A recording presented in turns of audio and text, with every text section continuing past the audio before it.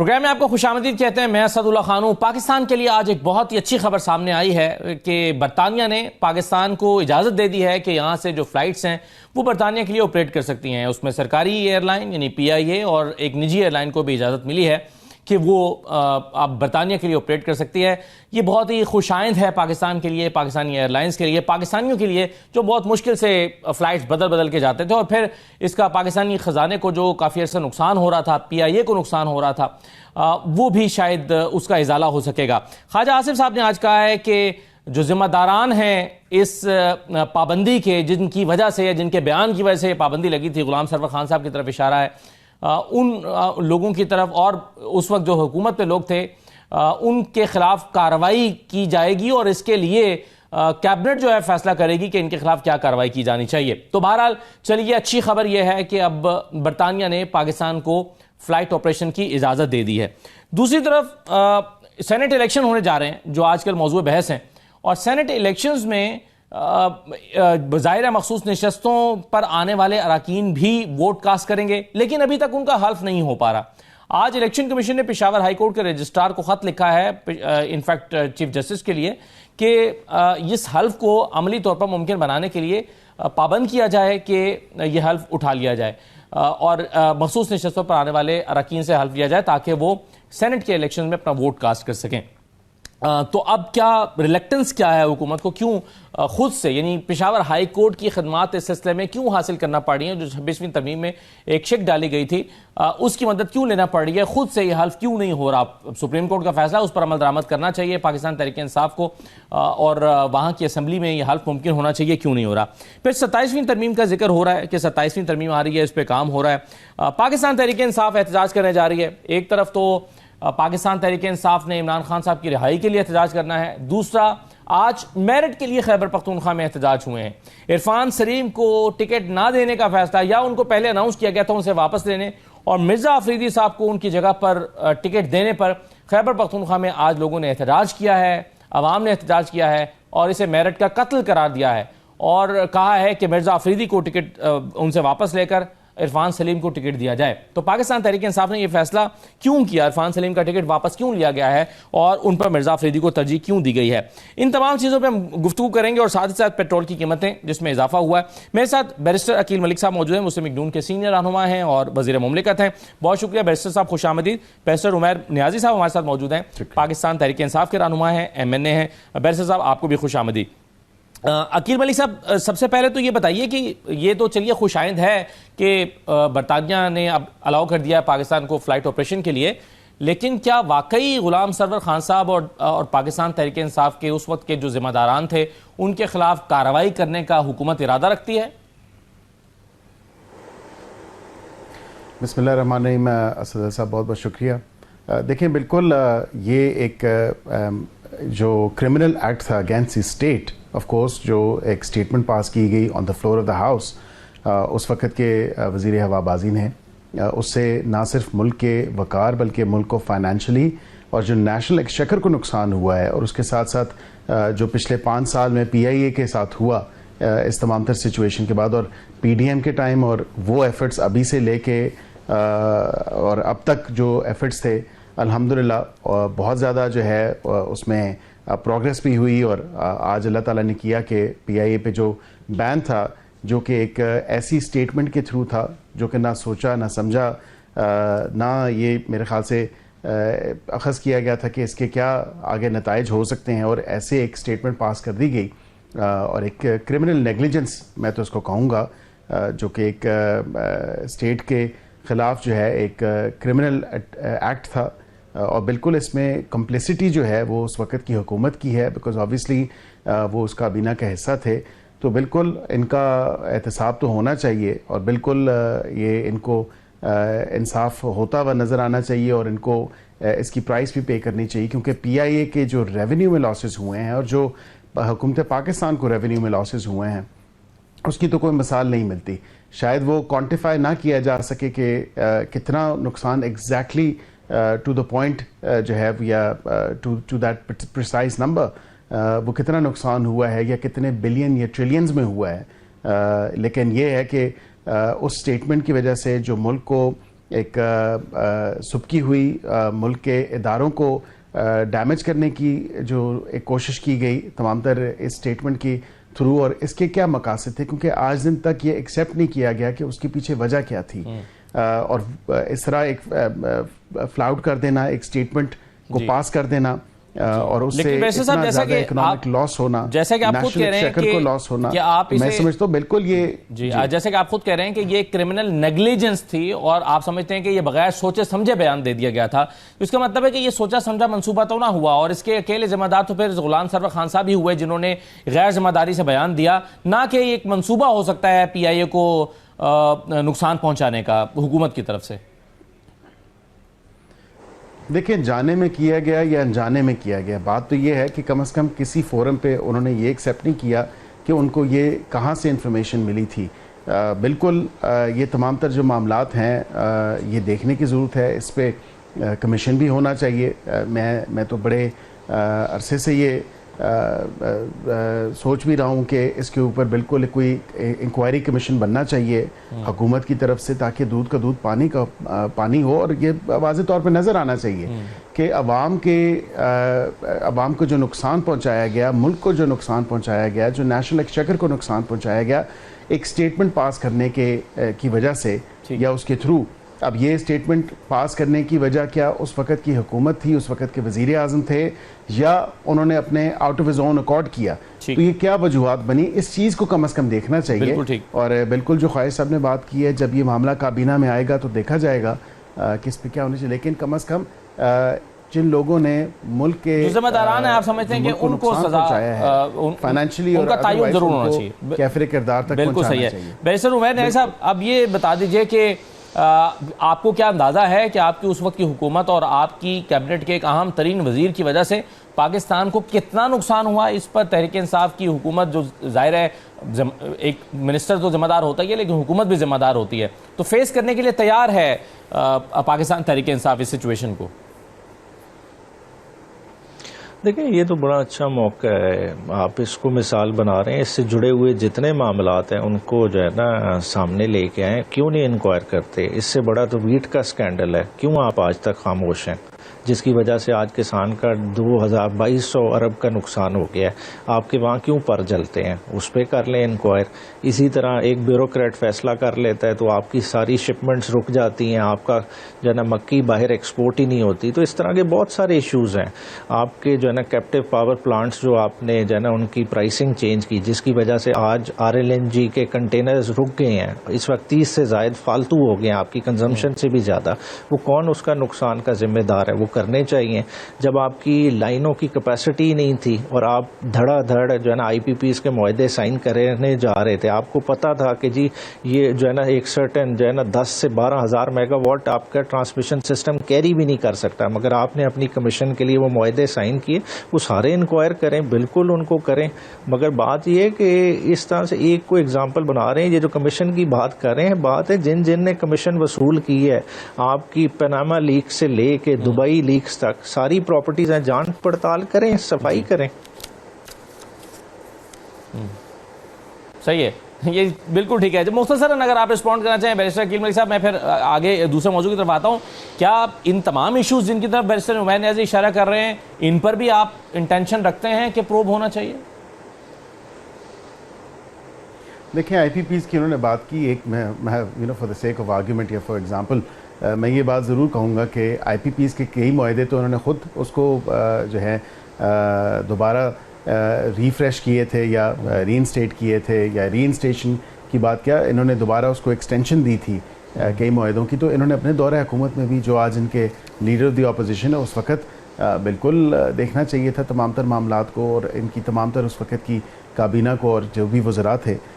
एक के बाद एक मिस्टेक की गई। अब बिल्कुल हमें तो ये तमाम तर बातें बताई जा रही हैं, लेकिन पनामा वाला तमाम तर मामला जो है उसमें क्या निकला? अकामा निकला। पनामा में से तो कुछ भी नहीं निकला।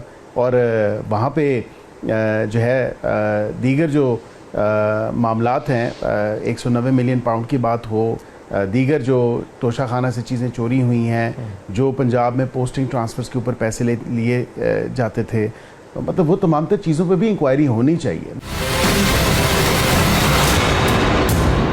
वैसे अकील भाई साहब आपसे शुरू करते हुए 27वीं तरमीम आ रही है? देखें, ये आजकल बड़ी चहमगोइयाँ हो रही हैं कि कुछ 27वीं तरमीम आ रही है। मैं सबसे पहले तो इस तासुर को ज़ाहिल होना चाहिए, फ़िल वक़्त हमारे यहाँ at ministry of law and justice कोई ऐसा ड्राफ्ट प्रपोज़ल हो या आउटलाइन हो या कोई ऐसा वर्किंग ड्राफ्ट हो, कोई किसी चीज़ पे हम काम नहीं कर रहे जिससे कोई ऐसा तासुर गया हो या जाए कि 27वीं तरमीम पे काम हो रहा है। फ़िल वक़्त इसी ऐवान ने करना है, जब भी वो करेगी इसी का इस्तकाक है, senate and the national assembly. और जब तक ब्रॉडर कंसेंसस, क्योंकि इत्तेहादियों की हुकूमत है, एक ब्रॉडर कंसेंसस होगा तो तभी अगर ज़रूरत महसूस की गई कि किसी तरमीम की, पहली तो बात है ज़रूरत अगर महसूस की गई, अगर हुई तो फिर लाई जाएगी। फ़िल वक़्त तो ऐसी कोई चीज़ नहीं है जिस पे तरमीम लाई जा सके या लाने की कोई ऐसी ज़रूरत महसूस की जा रही हो। बिल्कुल अगर महसूस की गई तो ब्रॉडर कंसेंसस रीच होगा, इत्तेहादियों को ऑन बोर्ड लेके उसके बाद तमाम तर जो मामला है, जो लीगल कॉम्पिटेंस है, जो लेजिस्लेटिव कॉम्पिटेंस है, वो इसी ऐवान की है।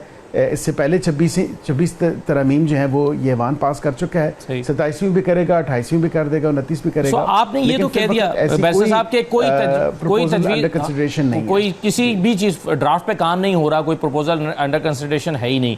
लेकिन ये जो आम तासुर है कि 26वीं तरमीम में जो चीज़ें रह गई थी, यानी आप पहले तो बेंच बना पाए लेकिन आप आईनी अदालत बनाना चाहते हैं, या कुछ ऐसे शिके जिस पर मौलाना फजल रहमान साहब उस वक्त नहीं माने थे, अब आपके पास चूंकि मौलाना के बगैर भी अक्सरियत है तो अब आप उनको आसानी से ला सकते हैं। तो ऐसी चीज़ें आप कह रहे हैं कि ज़ेर गौर ही नहीं है अभी।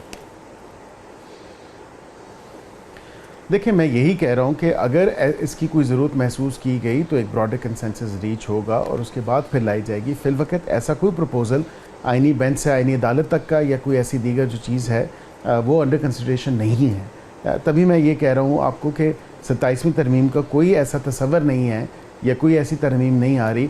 हाँ, कानून में वक्त के साथ साथ चेंजेस आती रहती हैं, जो अच्छी चीज़ें भी हैं। आइन में भी चेंजेस आ सकती हैं, आइन के अंदर भी जो अमेंडमेंट्स हैं वो भी लाना इस्तेकाक जो है वो इसी पार्लियामान का इस्तेकाक है। तो जब भी होगी तो ये पार्लियामेंट विद द कंसेंसस और ब्रॉडर कंसेंसस रादर वो बिल्कुल लेके आ सकता है और वो लाएगा भी। Right sir. उमैर साहब, ये सेनेट का इलेक्शन होना है और सेनेट के इलेक्शन के लिए मखसूस नशस्तों पर आने वाले अरकान का हल्फ होना है, उसके लिए असम्बली का इजलास बुलाया जाना है। क्यों खैबर पख्तूनख्वा की हुकूमत असम्बली का इजलास नहीं बुला रही? इलेक्शन कमीशन को पेशावर हाई कोर्ट को खत लिखना पड़ा है आज इस हल्फ के लिए। देखिए, जब इजलास बुलाना होगा बुलाया भी जाएगा। देखिए, ये पाकिस्तान में जब चीज़ें होती हैं आनन फानन हो जाती हैं, या बंदे उठाए भी जाते हैं तो हल्फ उठाना कौन सी मुश्किल बात है। इसी ऐवान से बंदे नहीं उठाए गए थे।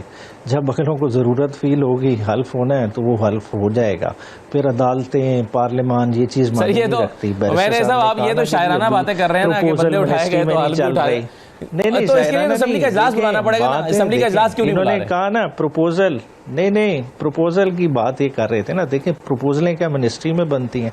26वीं आईनी तरमीम की प्रपोजल क्या लॉ मिनिस्ट्री में बनी थी? वो जिधर से जब आनी होती है वो आमद हो जाएगी, वो कागज भी पहुंच जाएंगे, वो समरीज भी पहुंच जाएंगी, ये दस्तखत भी कर देंगे, वो चल पड़ेगा। तो उस तरह का देखिए, आखिरी वक्त तक किसी को नहीं पता था 20वीं आईनी तरमीम का, खदोखाल का भी नहीं पता था। जब सामने आई फिर इन्होंने भी अंगूठे लगा दिए हाथों पैरों के। तो अब भी इसी तरह का मामला चलाया जा रहा है। सेनेट में 2/3 बनानी है, वो बैग बोरो स्टील जिस तरह से भी करना है वो आपको होता हुआ सामने नजर आएगा। 21 कौन सी दूर है। सही है, लेकिन ये चलिए, जो मेरा बुनियादी सवाल था उस पर तो अगर आप जवाब दे दें कि आपको लगता है कि ये देखिए ना, पेशावर हाईकोर्ट 26वीं तरमीम में तो ये आ गया। पेशावर हाईकोर्ट अगर किसी की जिम्मेदारी लगा देगी तो हल्फ फिर भी हो जाएगा, तो हल्फ तो होना ही है। इस सुप्रीम कोर्ट का फैसला है। बेहतर नहीं है कोई खुश उसलूबी से असेंबली का इजलास बुलाया जाए और हल्फ बर्दारी हो जाए?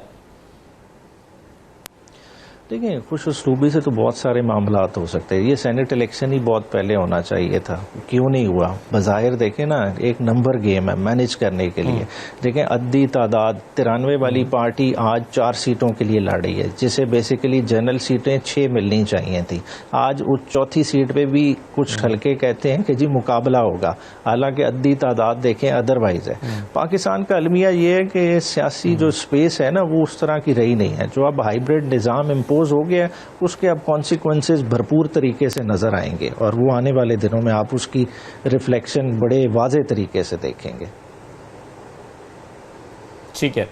वैसे अकील मलिक साहब, ये जो सेनेट के इलेक्शन का मामला है, अब दिन तो रह गए हैं 5, इनफैक्ट 4 ही रह गए, तो इसमें मौलाना फजल रहमान साहब के साथ क्या कंसेंसस डेवलप हो पाया है? क्योंकि राना सनाउल्लाह साहब को ये डर है कि 4 सीटें तो हमारी हैं, लेकिन अगर हम इस पर इत्तेहाद बना लें तो 5 हो सकती हैं, ना बनाया तो 4 से 3 भी रह सकती हैं, ये राना सनाउल्लाह साहब को लगता है।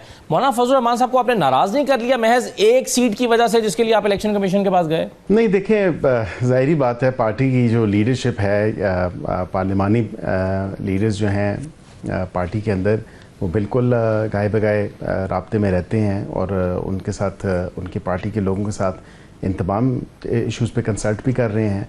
अब उसकी फ़ाइनल क्या वो शेप अप आती है या क्या उसकी जो फाइनल या फाइनलिटी क्या अटेन करती है, किन चीज़ों पे हमारी जहनी हम आंगी होगी, किन चीज़ों पे एक रजामंदी होगी, किन चीज़ों पे गिव एंड टेक होगा, ये तो सियासत का हुस्न है।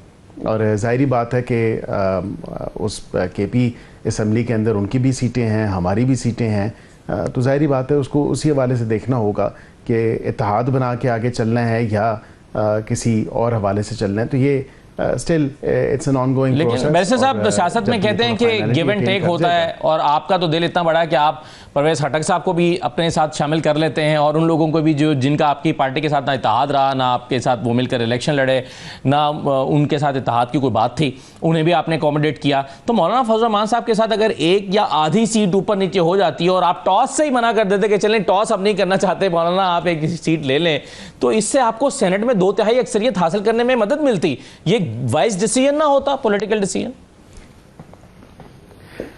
देखें, बिल्कुल हमने वाइज पॉलिटिकल डिसीजन ही लेने हैं और हम फ्रॉम ऑल 4 कॉर्नर्स चीज़ों को देख रहे होते हैं, हर पहराए में देख रहे होते हैं कि वेदर वो रिजर्व सीट के हवाले से हो या सेनेट के हवाले से हो, तो बिल्कुल देखा जा रहा है। और स्टिल डिस्कशंस जो हैं वो ऑनगोइंग हैं, इसमें कोई ऐसी बात नहीं है।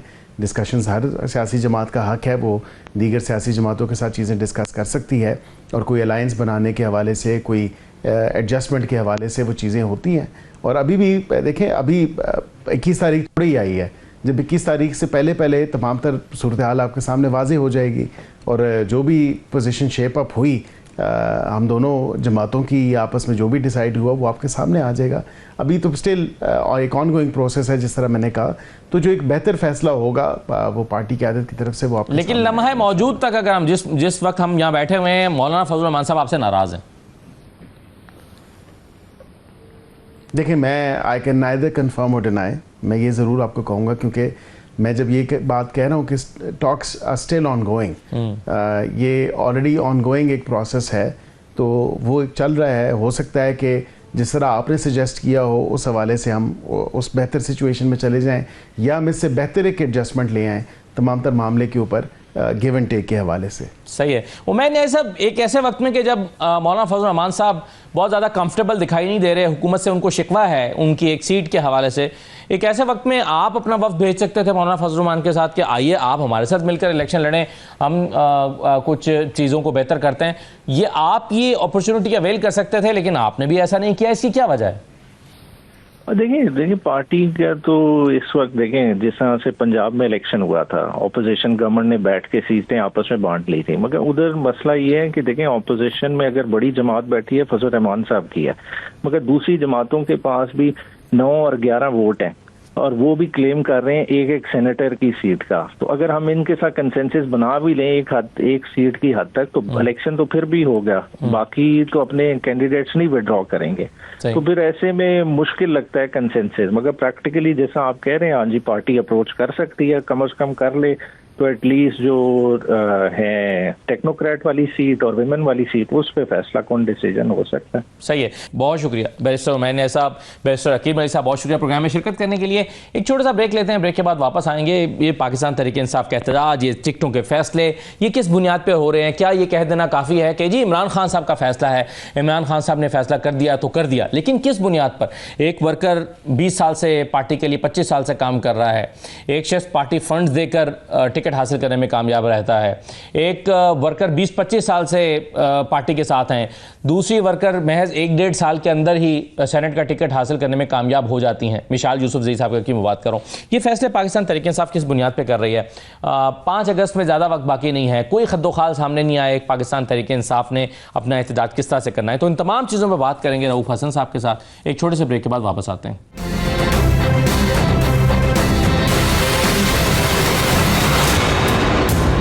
ब्रेक के बाद आपको दोबारा खुशामदीद कहते हैं। हमारे साथ रऊफ हसन साहब मौजूद हैं, पाकिस्तान तहरीक इंसाफ के सीनियर रहनुमा। बहुत शुक्रिया रऊफ हसन साहब। सर, 2-3 चीज़ों पे मैं आपसे बात करना चाहता हूँ। एक तो ये सेनेट का जो मामला है, सेनेट की टिकटों पर, इसमें आज एहतजाज भी हो रहा है। खैबर पख्तूनख्वा में जो आपके बहुत ही पुराने वर्कर हैं इरफान सलीम साहब, उनके लिए लोग बाहर निकले हुए हैं कि उन्हें टिकट नहीं दिया गया, मिर्ज़ा अफरीदी को दे दिया गया। टिकट फाइनल हो गए हैं, ऑफिशियली अनाउंस कर दिए हैं पाकिस्तान तहरीक इंसाफ ने।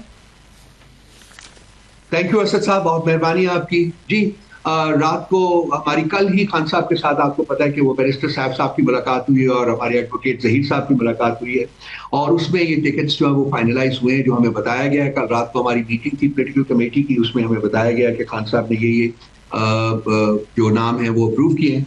और उसके साथ जो कंफ्यूजन इस वजह से हुई है कि खान साहब के ज़ाती ट्विटर अकाउंट में एक स्टेटमेंट आ गई है कि जो सेनेट के जो टिकट्स हैं वो उसका फैसला जो वो पार्टी करेगी। तो पार्टी का भी रात को मीटिंग हो गई है, सो पार्टी ने भी इसको इंडोर्स कर दिया है। तो खान साहब की तरफ से भी वही नाम आया है और पार्टी ने इंडोर्समेंट भी उनकी की है। सो अब ये जो एहतजाज हो रहा है, आपने जिक्र किया जी, बिल्कुल एहतजाज हो रहा है।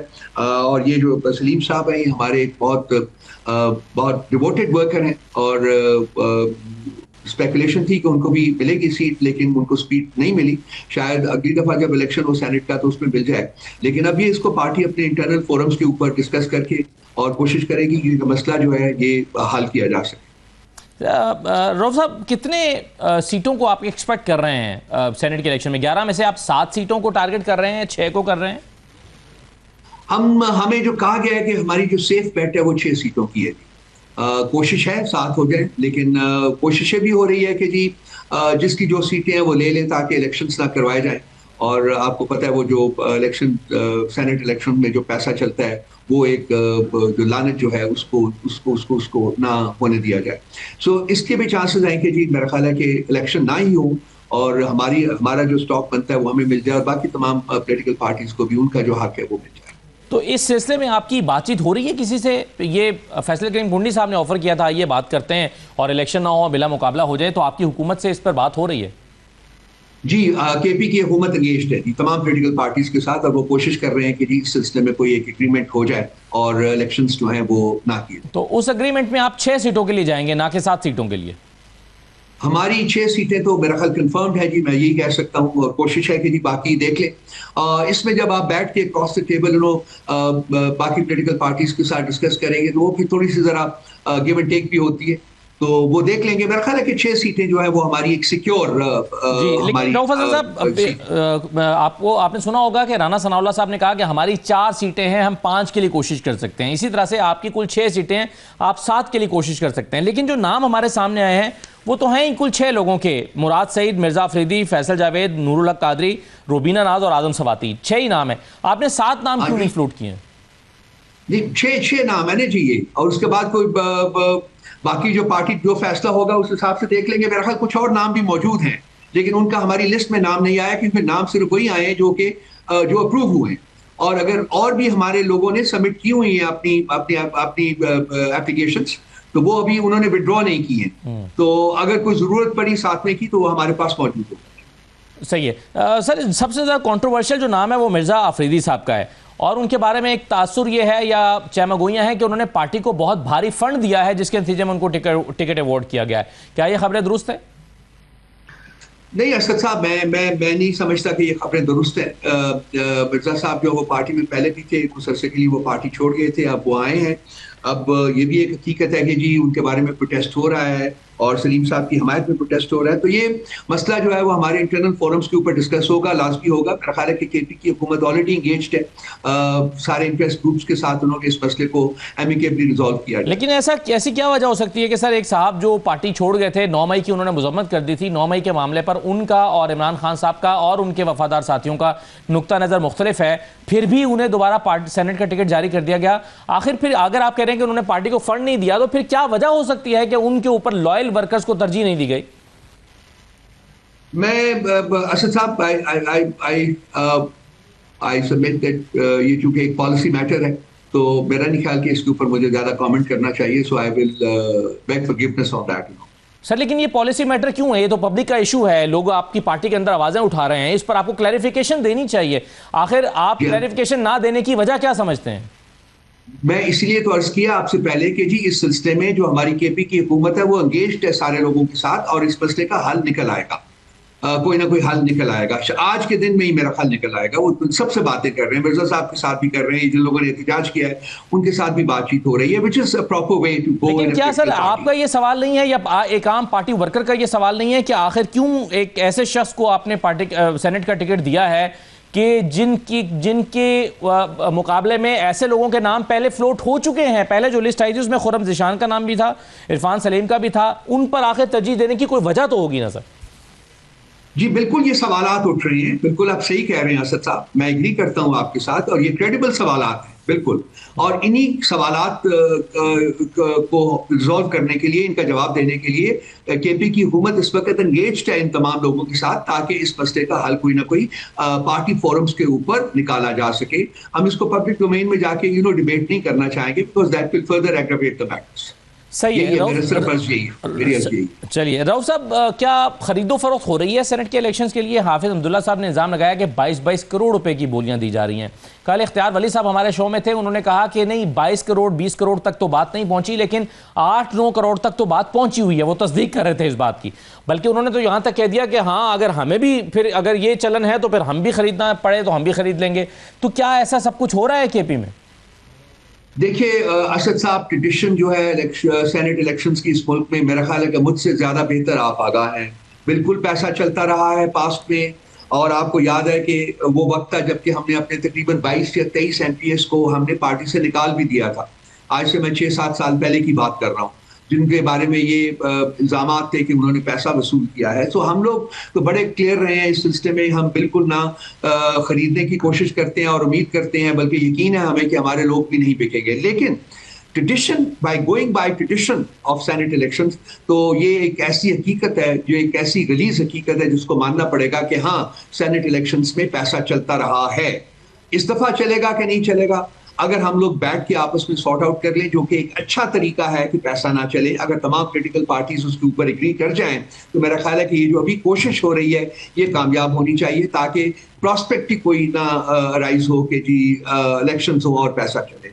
और ये ट्रेडिशन खत्म भी होनी चाहिए। जी, अगर राव साहब ट्रेडिशन ये रही है कि एमपीएस को खरीदने के लिए या वोट खरीदने के लिए पैसा चलता रहा है, तो ट्रेडिशन ये भी रही है कि सेनेट का टिकट हासिल करने के लिए भी पैसा चलता रहा है। कम से कम पीटीआई की हद तक तो मैं ये बात बिल्कुल नहीं मानूंगा जी। मैं बाकी पार्टीज के बारे में बात नहीं कर सकता कि वो पैसे लेके टिकट देते हैं या नहीं देते हैं। हमारी तो जो स्टांस है, हमारी पोजीशन जो है वो ये है कि जो मेरिट के ऊपर होता है, अभी देखें ना, एक बंदे को लोग फील करते हैं कि मेरिट पे नहीं दिया गया और प्रोटेस्ट हो रहा है। हमारी पार्टी बड़ी ओपन है अबाउट इट। आपको ये कल्चर पीएमएलएन में नहीं मिलेगा, पीपल्स पार्टी में नहीं मिलेगा, एमक्यू में नहीं मिलेगा। ये कल्चर सिर्फ आपको पीटीआई में मिलेगा कि लोग खुद बात करते हैं, निकलते हैं बाहर, प्रोटेस्ट करते हैं, कहते हैं कि ये ठीक नहीं फैसला हुआ, गलत हुआ, इसको ठीक करें, और पार्टी इस पोस्ट कि वो उनको एंगेज करे और उनके साथ बात करे और इस मसले का हल तलाश करने की कोशिश की जाए। ये सिर्फ पीटीआई का कल्चर नहीं। लेकिन क्या प्रोटेस्ट होने या होने देने पर फख्र महसूस होना चाहिए रऊफ साहब एक पॉलिटिकल पार्टी को, या मेरिट पर टिकटें देने पर फख्र होना चाहिए? मेरिट पे टिकटें मिलनी चाहिए, 100% एग्री करता हूं। लेकिन अगर कहीं गलती हो जाए तो यही एक वो पार्टी है जो कि बोलती है, खुल के बोलती है, बाहर आके बोलती है, एहतजाज करती है। कोई और पॉलिटिकल पार्टी एहतजाज नहीं करती, क्योंकि वहां एक ओलिगार्किक सिस्टम जो है वो लागू है। ये एक पॉलिटिकल पार्टी है और यहाँ कोई खानदानी हुकूमतें जो है वो लागू नहीं है। लोगों को हुकूक दिए गए हैं, हक दिया गया है कि वो बात। अभी जो पार्टी ने टिकटें दी हैं सर, वो मेरिट पर दी गई हैं सारी? जी, पार्टी ने जो टिकट दिए, जो रिस्पॉन्सिबल थे वो यही कहते हैं कि मेरिट के ऊपर दी गई है, क्योंकि मैं तो इसमें इन्वॉल्व नहीं था। आप वैसे जाती तौर पर ये समझते हैं कि हाँ बाकी मेरिट पर दी गई?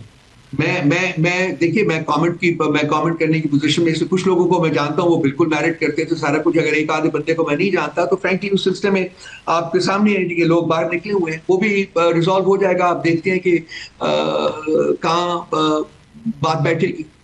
सही है। मिशाल यूसुफजई साहबा को टिकट देने का फैसला किसने किया है साहब? ये हमें बताया गया है जी, सैफ साहब ने, कि जी खान साहब ने कहा है कि जी उनको टिकट। क्या खान साहब ने खुद से यह फैसला किया या पार्टी की इस पर रिकमेंडेशन भी थी?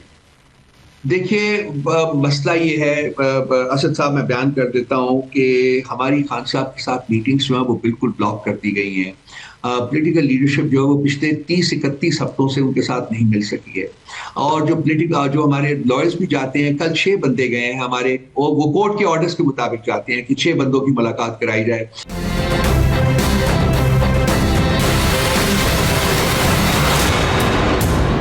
जलसे होंगे, एहतजाज होगा, कोई रास्ते बंद होंगे, कोई आपने फॉर्मली इजाजत लेनी है हुकूमत से जलसों के लिए, कोई इसका कोई स्ट्रक्चर लाया अमल बना लिया गया है?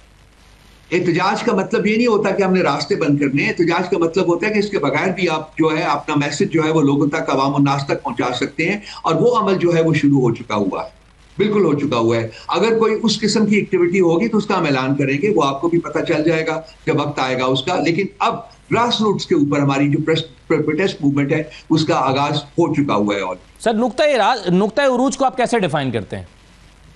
नुक्ता अरूज का मतलब यह है कि जी उस वक्त जब तमाम हमारी कॉन्स्टिट्यूंसीज जो हैं ऑल अक्रॉस द कंट्री वो तैयार होंगी for a larger protest movement, for an organised larger protest movement throughout the country. ये है नुक्ता अरूज।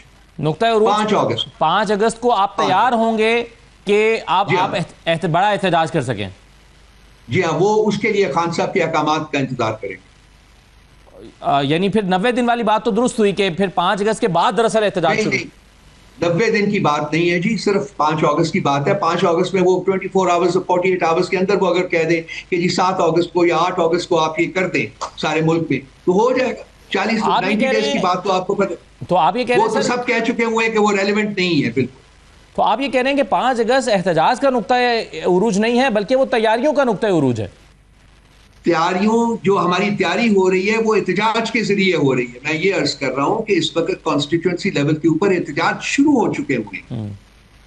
वो एक तैयारी जो है हमारी वो एहतजाज के जरिए हो रही है, और इसको अपग्रेड करना है टू प्रोविंशियल लेवल्स। तो हर सूबा जो है अपने तय तैयार होगा, वो हमारा नुक्ता अरूज होगा। और उसके बाद खान साहब के अहकामात का इंतजार होगा कि अब क्या करना है जी, 1 दिन में करना है, 2 दिन में करना है, 3 दिन में करना है, और क्या करना है। उसके ऊपर भी हम लोग उसका पेपर वर्क है वो कंप्लीट हो चुका हुआ है। सर, एक तासुर ये है कि आपकी पार्टी के अंदर बहुत लड़ाई झगड़े चल रहे हैं, इख्तलाफात हैं, आमतौर पर बाकी पार्टीज में इतने इस सतह पर नहीं देखे जाते। सलमान राजा साहब ने जो ज़बान और लबो लहजा इख्तियार किया आलिया हमजा के लिए और माफ़ी मांगने का मुतालबा किया, जबकि कुछ लोग समझते हैं कि नहीं, इस लबो लहजे पर तो सलमान राजा साहब को माफ़ी मांग लेनी चाहिए। अली ज़फ़र साहब ने भी क्रिटिसाइज़ किया कि ये पार्टी है, ये सियासत है, ये कोई दारोगा नहीं है, कोई SHO नहीं है जिस तरह से आप डांट पिला रहे हैं। क्या सलमान राजा साहब से मुतालबा किया गया है पार्टी की तरफ से कि जनाब आपने सख्त रवैया इख्तियार किया और नामुनासिब किया? देखिए, मैं अपने तय ये बात कर सकता हूँ कि ऐसा लबो लहजा जो है वो पोलिटिकल पार्टी में गैर मुनासिब होता है, तो मैं उसके बारे में बड़ा क्लियर हूँ। अब पार्टी क्या करती है ये पार्टी के ऊपर मुनसर है। आप पार्टी की जब मीटिंग होगी तो उसमें मेरा ख्याल है कि ये मामला उठाया जाएगा। आलिया हमजा काम कर रही हैं और वो काम करती रहेंगी। मैं यही कह सकता हूँ, उससे ज्यादा मेरा ख्याल है। हमारी सबसे बड़ी जो गलती है ना जी, मैं आपको बताता हूँ वो क्या है कि हम जो गलती करते हैं वो ये करते हैं कि अपने इख्तलाफात को हम पब्लिक डोमेन में ले आते हैं। हमें नहीं आना। इस सिलसिले में स्ट्रिक्ट इंस्ट्रक्शंस जो है वो दी गई हैं, खान साहब की तरफ से आई हैं, कल आई हैं, कि कोई बंदा जो है वो पार्टी में अंदर जो अपने अंदरूनी इख्तलाफात है या आरा है उनको पब्लिक डोमेन में आके डिस्कस नहीं करेगा। अगर अब कोई करेगा तो फिर उसके खिलाफ तादीबी कार्रवाई। ये तो खान साहब पहले बहुत दफा कह चुके हैं, खान साहब की बात को तो कोई अहमियत ही नहीं दे रहा पार्टी में से। नहीं, कल स्पेसिफिक इंस्ट्रक्शन आई है उनकी तरफ से कि अगर आप उनका ट्वीट पढ़ लें, मेरा ख्याल है तो उसमें आप। लेकिन पिछले 3-4 दिन में जो कंट्रोवर्सीज रही हैं, जिसमें शेख वकास, आलिया हमजा, सलमान राजा, ये तमाम लोग थे, क्या पार्टी ने कोई बैठ के कंक्लूजन निकाला है कि इसमें हु वाज एट फॉल्ट? नहीं, इस वक्त अभी टाइम नहीं मिला फ्रेंकली, और भी कुछ मसरूफियात थी, ये सेनेट के इलेक्शंस की टिकट के सिलसिले में था, और भी प्रॉब्लम्स थे। मेरा ख्याल ये डिस्कस होगा डेफिनेटली। ये नहीं होना चाहिए था असद साहब, मैं आपके साथ बड़ी फ्रेंकली बात करता हूँ, ये it has left a bad taste in the mouth. So ये होना नहीं चाहिए था। और आप क्या समझते हैं कि सर लाहौर में पॉलिटिकल एक्टिविटी हो रही हो और बड़ी पॉलिटिकल एक्टिविटी हो रही हो, लाहौर की चीफ ऑर्गेनाइजर को उसमें ना बुलाया जाए या ना बताया जाए, या उनको पर्पसली अलहदा रखा जाए उससे, क्या ये ठीक अमल था पार्टी की तरफ से? देखिए, उनको ऑनबोर्ड होना चाहिए था, मैं बार बार कह चुका हूँ, उनको ऑनबोर्ड होना चाहिए। सही, और ऑनबोर्ड ना रखना गलती थी पार्टी की, और ये फैसला किसका था सर? ये ओवरसाइट होती है, मैं गलती नहीं कहूंगा, गलती का लफ्ज जरा स्ट्रांग हो जाता है। वो जो कुछ भी हुआ, जैसे भी हुआ, ओवरसाइट हुई, या ये भी एक था कि जी ये इसको हमने पॉलिटिकल एक्टिविटी में कन्वर्ट नहीं करना, तो शायद ये सोचा गया कि वो उनको रहने देते हैं। वो जो कुछ भी था मुनासिब नहीं था, उनको ऑनबोर्ड होना चाहिए था। वो चीफ ऑर्गेनाइजर है पंजाब की, पंजाब सबसे बड़ा सूबा है, और असल जो सियासी लड़ाई है वो पंजाब में ही लड़ी जानी है। और आलिया हमजा कैसा काम कर रही है सर? आलिया हमजा कैसा काम कर रही है? आलिया हमजा कैसा काम? मेरे हिसाब से तो बहुत अच्छा, मेरे हिसाब से तो बहुत अच्छा काम कर रही है।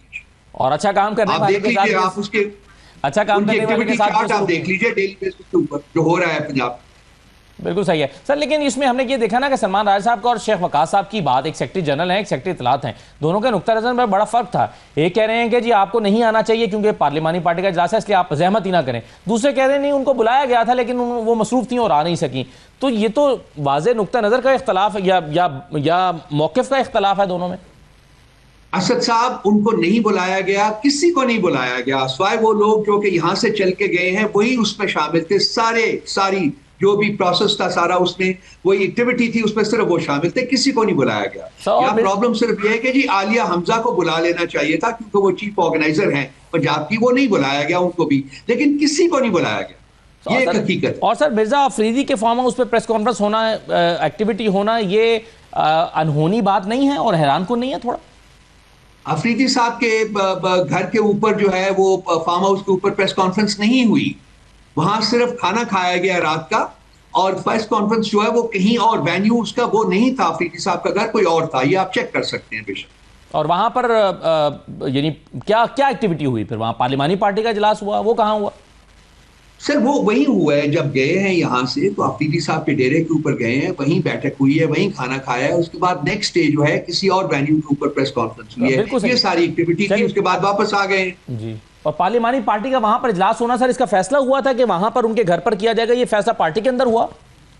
पार्टी के पार्लिमानी पार्टी गई है, उसका इजलास ऐसा सच नहीं था, गट था, गपशप हुई है, सारा कुछ हुआ, बातचीत हुई है, क्या करना है क्या नहीं करना, तो ऐसा फॉर्मल इजलास पार्लियामेंटी पार्टी का वो नहीं था। और ये किसका फैसला था कि वहां पर होना चाहिए? वेन्यू किसने डिसाइड किया था? पार्टी का फैसला था, पार्टी का फैसला था, जिसमें बैरिस्टर गौहर, अली मीन गंडापुर, सलमान राजा, ये सब लोग होंगे। पार्टी का फैसला था, पार्टी का। लेकिन सलमान राजा साहब तो कह रहे हैं मुझे पता ही नहीं था, मैं तो खुद ढूंढता ढांढता और किसी से एड्रेस पूछ के पहुंचा हूं।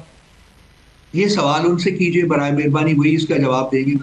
लेकिन चलिए, मैं आज जो आपसे जिस नौयत के सवाल मैं कर रहा हूँ रऊफ साहब, लेकिन मैं शायद ये इस वजह से कर रहा हूँ कि आपकी पार्टी के अंदर भी एक बहुत बेचैनी मौजूद नहीं है इन तमाम चीज़ों को लेकर। आप समझते हैं कि एक आम वर्कर का सवाल है, आपकी पार्टी के लोगों के अंदर ये बहुत एक बेचैनी सी पैदा हो गई है इन सारी बातों पर?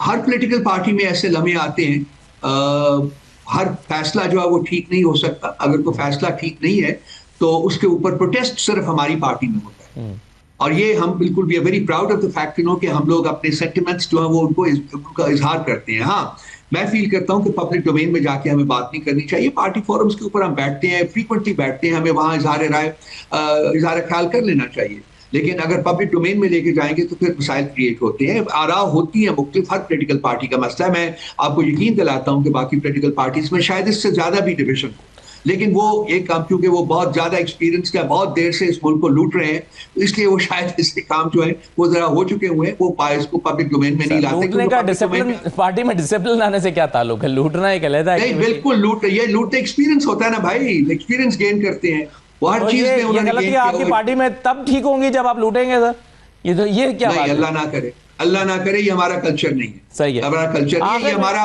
बोलने का कल्चर जो है ये पार्टी में रहा है और हमेशा रहेगा, इसको खान साहब भी बंद नहीं करेंगे। ये उन्हीं की वजह से हम बोलते हैं, उन्हीं की वजह से। आपकी पार्टी को भी वैसे 26 साल हो गए, 27 साल हो गए, ये भी कोई अब बचपने वाली पार्टी तो नहीं रही। एनीवे, आखिर में सर मुझे ये बताइए, मैंने एक सवालनामा 2-3 सवालों पर मुश्तमिल भिजवाया था, आपकी जो कोट लखपत में जो असीरान है, लीडरशिप है, उनको एक रिपोर्टर के ज़रिए से और उनसे 2-3 सवालात किए थे मुज़ाकरात के बारे में। मसलन एजाज चौधरी साहब से हम पूछ पाए कि आप क्यों मुज़ाकरात के हक़ में हैं, तो उन्होंने कहा, उनका जो जवाब मुझे उसी ज़रिए से वापस आया जब अदालत में उनसे पूछा गया, तो उन्होंने कहा कि हम समझते हैं कि कमज़ोर से कमज़ोर तरीन जो मुज़ाकरात हैं या उसका नतीजा अगर हमारे हक में नहीं भी निकलना तो फिर भी हमें इस हुकूमत के साथ मुज़ाकरात करना चाहिए, इससे हमें उन्हें एक्सपोज करने में मदद मिलेगी। एजाज चौधरी साहब समझते हैं कि इससे वो हमारे कई सवालों के नतीजे में लाजवाब होंगे और उससे हमें सियासी फ़ायदा होगा। क्या इस नुक्ते पर पार्टी गौर कर रही है, वो चीज़ें जो जेल के अंदर बैठे हुए लोग सोच रहे हैं?